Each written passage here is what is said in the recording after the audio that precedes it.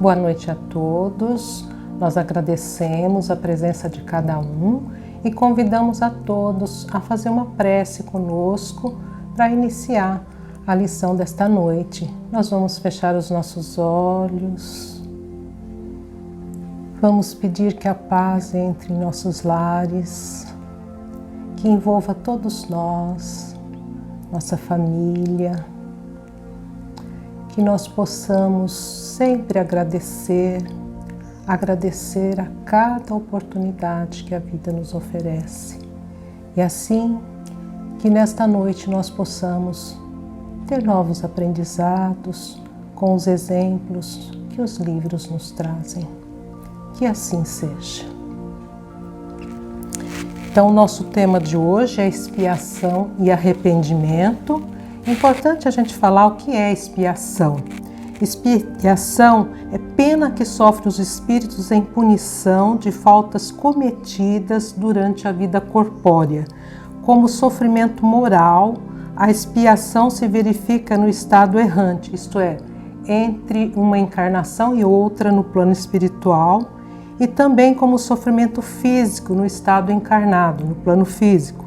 As vicissitudes, as dificuldades e os tormentos da vida corpórea são ao mesmo tempo provas para o futuro e expiação para o passado.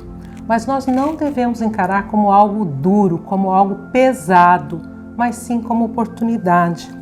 Kardec, na primeira edição do livro Céu e Inferno, na edição original, ele diz que o Espiritismo baseia a sua moral não num código penal, mas sim nos princípios universais, isto é, nas leis divinas.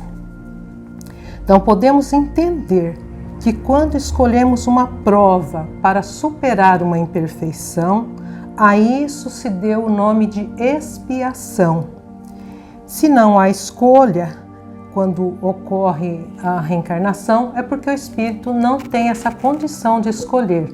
Muitas vezes o espírito endurecido, renitente no mal, aí sim é imposta uma reencarnação para que ele não se comprometa ainda mais.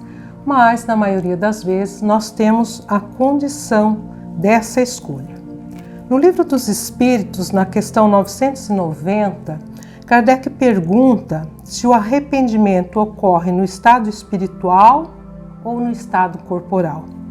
E a resposta é que em ambas, no estado corporal, no estado espiritual, quando nós estamos no plano espiritual, com a consciência mais ampliada, nós percebemos as falhas, aquilo que a gente poderia ter evitado, mas também no plano corporal, quando nós compreendemos o bem e o mal. Nós entendemos a diferença entre um e o outro, que é a situação de todos nós. Ele segue na questão 998. A expiação se cumpre no estado corporal ou no estado de espírito? A mesma coisa, em ambas. A expiação que se cumpre durante a existência corporal pelas provas às quais o espírito está submetido, as provas que nós temos aí no nosso dia a dia, e na vida espiritual pelos sofrimentos morais ligados à inferioridade do espírito. E o arrependimento, ele questiona, o arrependimento sincero durante a vida basta para apagar as faltas e fazer encontrar graça diante de Deus? O arrependimento ajuda o progresso do espírito, mas o passado deve ser expiado.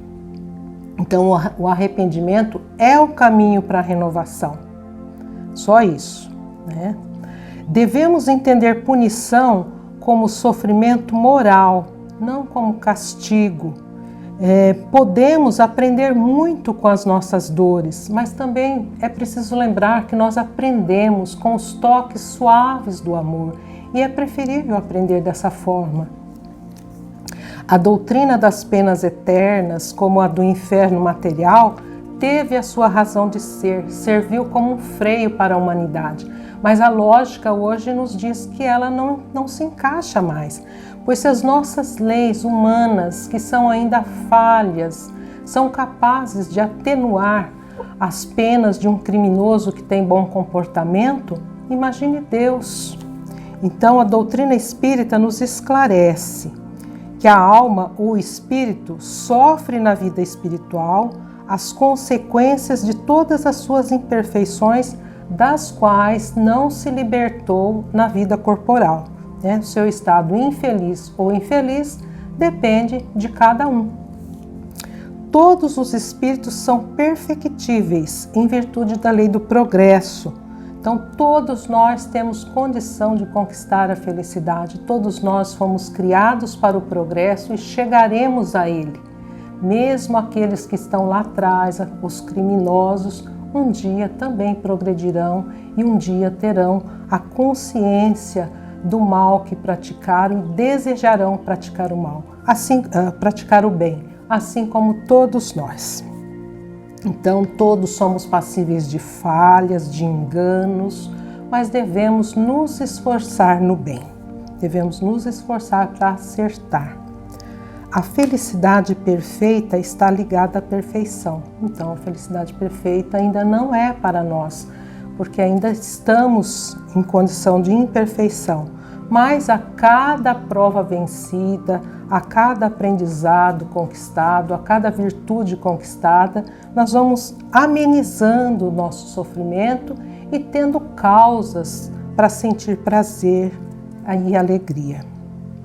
A punição, entre aspas, é a consequência natural da falta cometida. O espírito sofre pelo próprio mal que fez, de maneira que, corrigindo a rota, se liberta do sofrimento, e não poderia ser de outra forma. Se não houvesse consequências para os nossos atos, nós permaneceríamos muito tempo errando. Então, as consequências dos nossos atos geram para nós responsabilidades e também deve gerar o desejo de retomar o caminho do bem.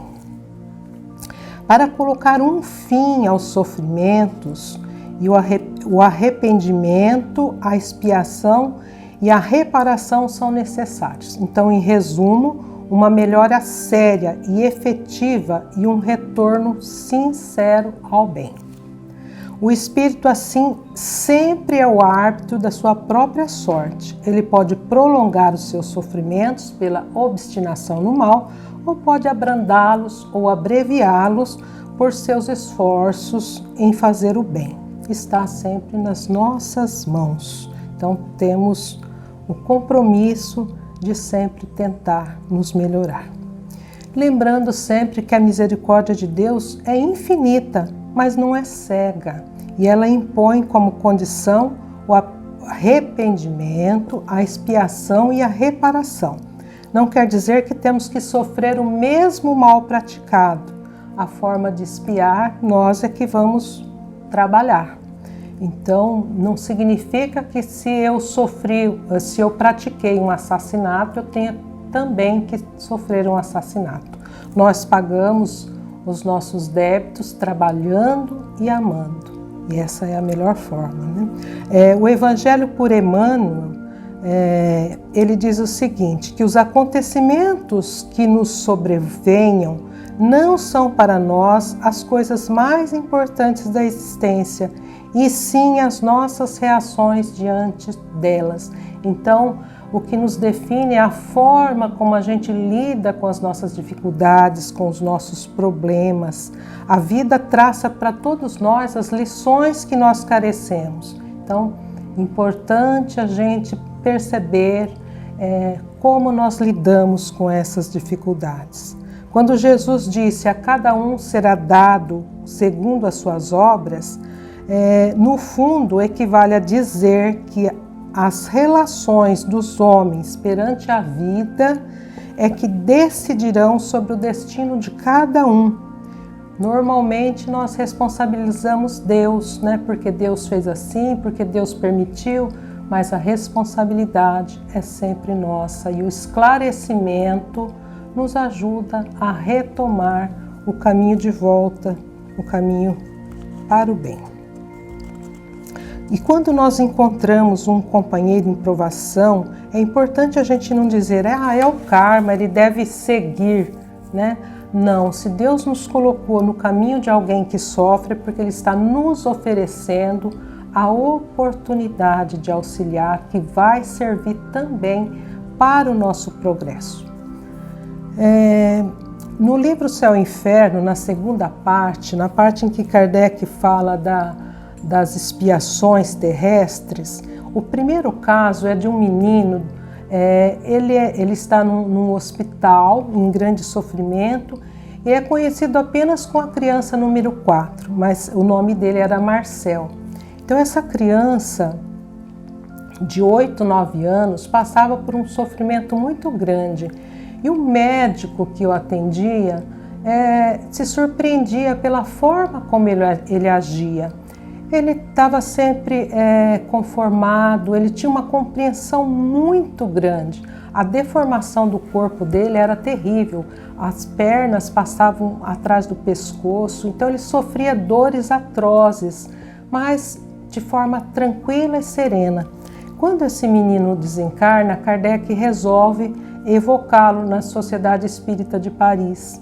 E ele então dá a comunicação dizendo que ele não estava ali numa expiação, mas foi uma prova que ele escolheu por um curto período de tempo, porque ele entendia que a missão dele era de consolar e não de instruir.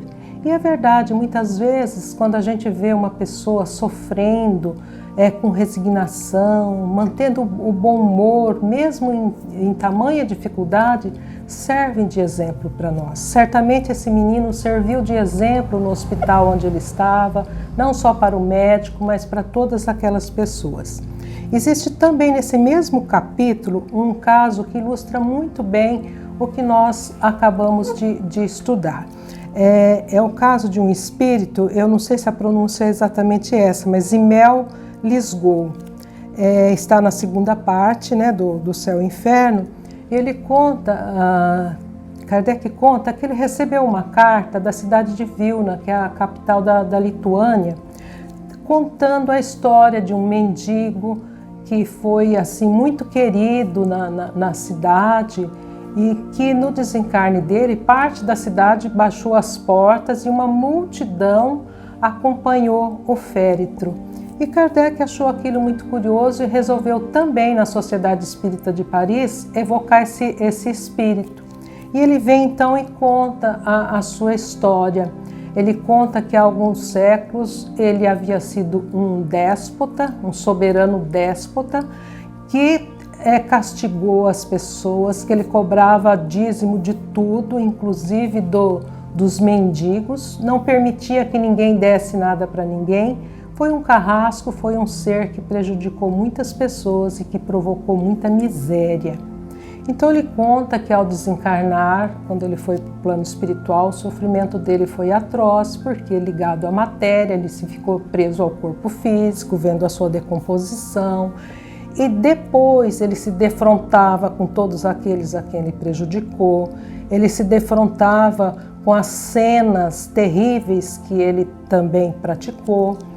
E assim ele conta que ele ficou no plano espiritual nessa situação por 3 séculos e meio, 350 anos, até que ele despertou.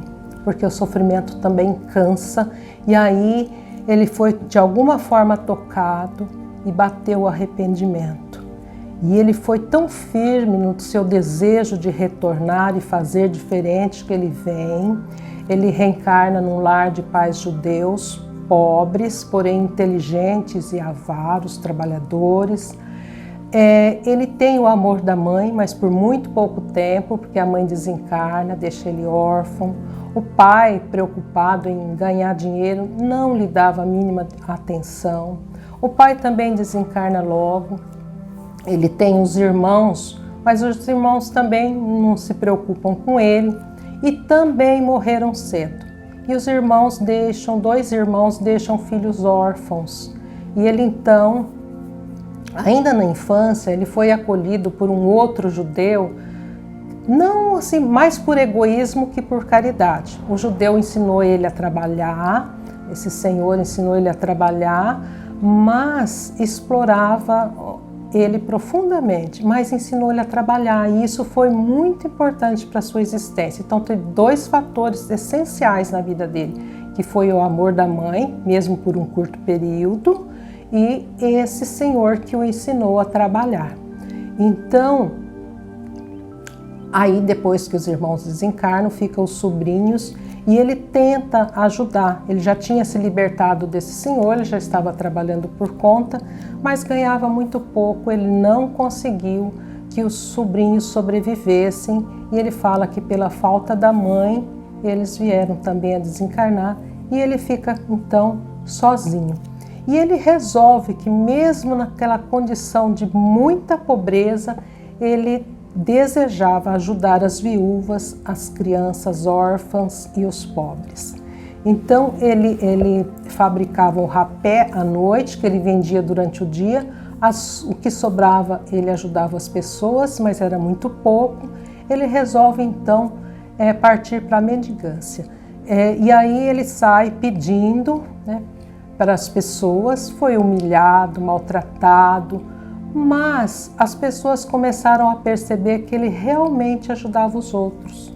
E a partir daí ele teve muita ajuda. Então ele pôde custear estudo de crianças, ajudar viúvas, porque ele percebeu que as viúvas, numa situação muito complicada, davam preferência para os filhos, com o pouco que tinha, acabavam nem se alimentando e morriam logo, deixando essas crianças numa situação ainda pior. Então ele pedia sempre pelas viúvas, pelos órfãos e pelos pobres.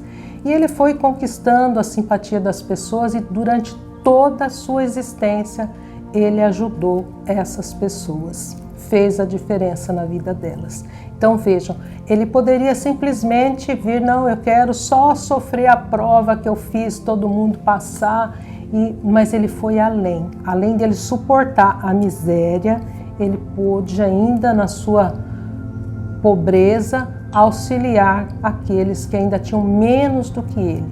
Então ele conta que o retorno dele ao plano espiritual foi numa condição muito diferente, ele se sentia agora feliz e tinha certeza de que futuramente ele faria o mesmo, continuaria trabalhando em prol do próximo.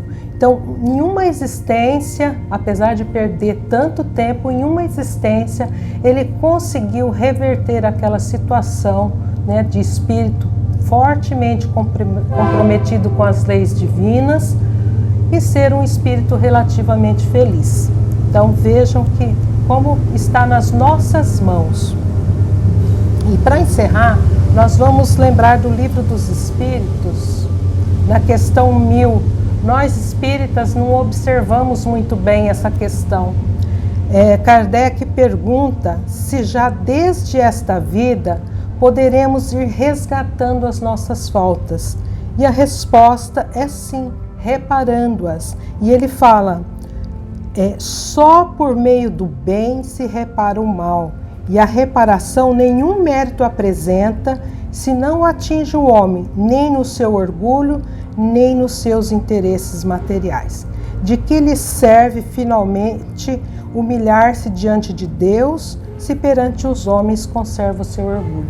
Então ele está dizendo que a única forma da gente resgatar os nossos débitos é trabalhando e nos modificando, nos melhorando, deixando o nosso orgulho, o nosso apego às coisas materiais e fazendo o bem.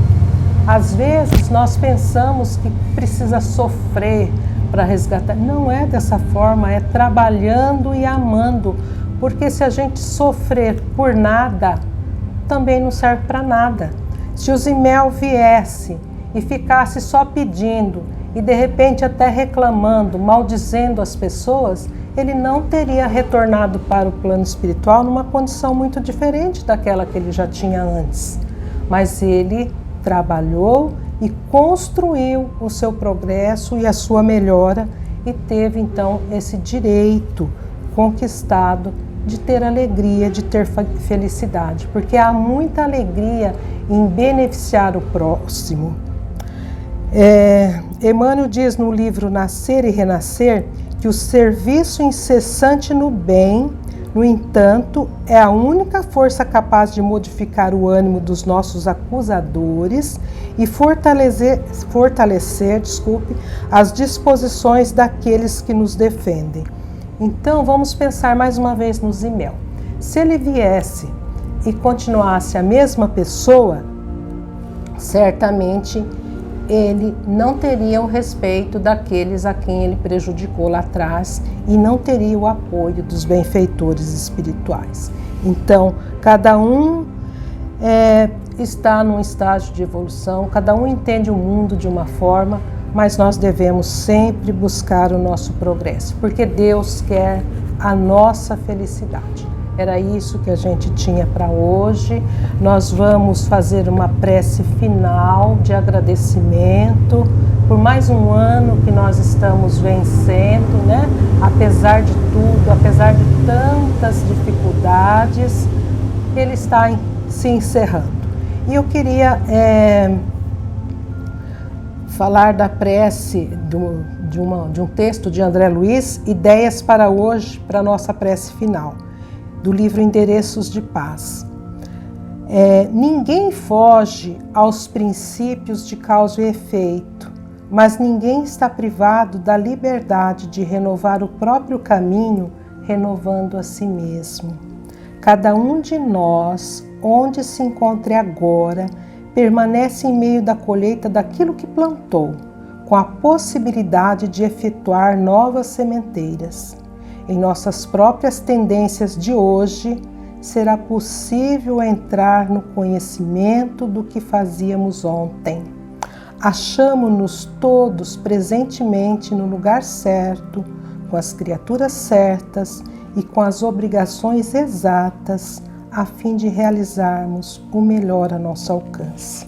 Que nós possamos, nesse momento, agradecer pelo nosso lar, pela nossa família, pelo nosso trabalho, pela casa espírita, pela doutrina espírita, pelos nossos amigos, pelas nossas alegrias, por mais um ano vencido, e pedir que o próximo ano nós possamos também vencer as nossas dificuldades morais, ter mais discernimento, ter o desejo sincero e honesto de praticar o bem. Que Jesus ilumine cada coração e que assim seja. Muito obrigada. Nós queremos pedir para que se inscrevam no nosso canal, que ative o sininho, que dê lá o curtir, né? Que dê um like para nós e que todos tenham 2021 abençoado, com muita paz, com muita luz. Que assim seja. E nós vamos então, não podemos nos descuidar, sabemos que nós estamos num momento difícil, que nós devemos tomar todos os cuidados, especialmente com o final do ano, né? Que as comemorações possam ser conscientes e que usemos a máscara, higienizemos sempre as nossas mãos, lavando de preferência ou usando álcool gel. Um abraço a todos e muito obrigada.